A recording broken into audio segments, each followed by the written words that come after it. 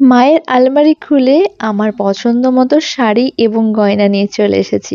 কেন বলুন তো? কারণ আজ রয়েছে আমার এক বান্ধবীর বিয়ে। তো কিভাবে রেডি হলাম, কি কি করলাম সবকিছু আপনাদের সাথে একটা ছোট ব্লগের মাধ্যমে শেয়ার করব। আজকে আমি যে শাড়িটা পরেছি এটা আমার মায়ের ভীষণ পছন্দের একটা শাড়ি। এটা আমি মাকে বোনের রিসেপশনে পরার জন্য এনে দিয়েছিলাম। তবে আমারও কিন্তু খুবই পছন্দের এটা। এবং আজকের সাজটা জানো তো ভীষণই সিম্পল রাখার চেষ্টা করেছি।